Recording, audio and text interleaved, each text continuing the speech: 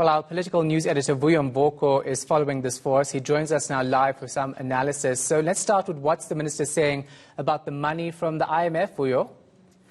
Well, Shan, in no uncertain terms, Tito Mboweni told us that we are looking in the direction of the World Bank, the IMF, and of course the new bank, which is your BRICS Bank and other institutions.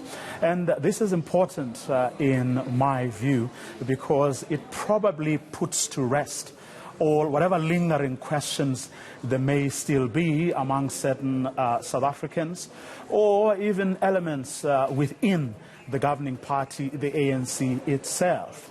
The government's mind is indeed made. We are going to the IMF and the World Bank, and I thought that at least was important. Let's take a listen to how Tito Mboweni actually put it.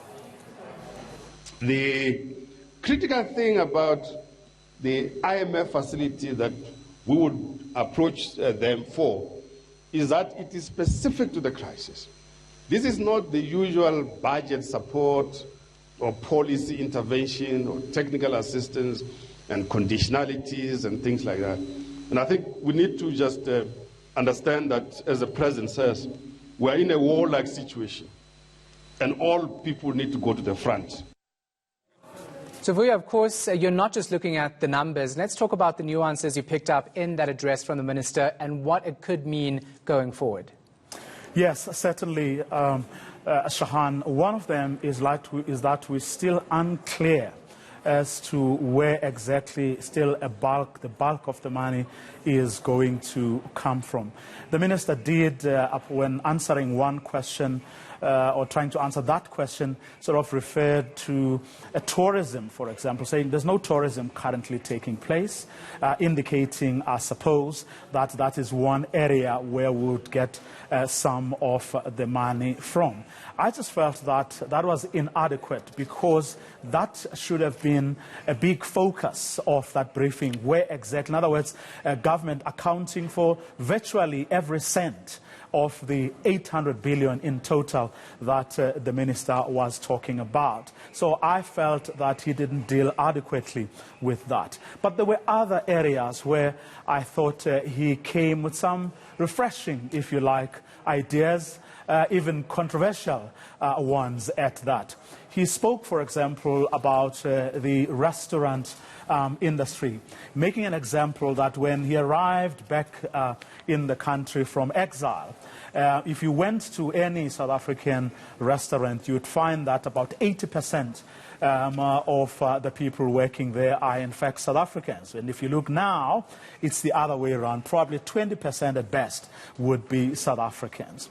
Now, he also spoke about spaza shops in townships, talking about how he thinks a new regime should be put in place where the owners of spaza shops should have bank accounts. They should be, there should be regulations applicable. They should be monitored and inspected to ensure that the goods that they sell are in a proper condition for people. Now, these are things that only, a Tito Mboweni or the maverick streak in him could actually talk about. Other people have for years now been running away from those conversations. And he made it clear that he is not being xenophobic or anything. These are conversations that we should be having if we're talking about a post-COVID economy and, of course, needless to say, a post-lockdown economy. So those things, for me, begin to speak to the conversations that South Africans are going to have starting tomorrow morning when the Minister of Cooperative Governance and the Minister of Economic Planning are beginning the conversations among South Africans about how we can gradually reopen the economy while, of course, keeping our eye firmly focused on managing the pandemic and making sure that the virus doesn't get out of hand.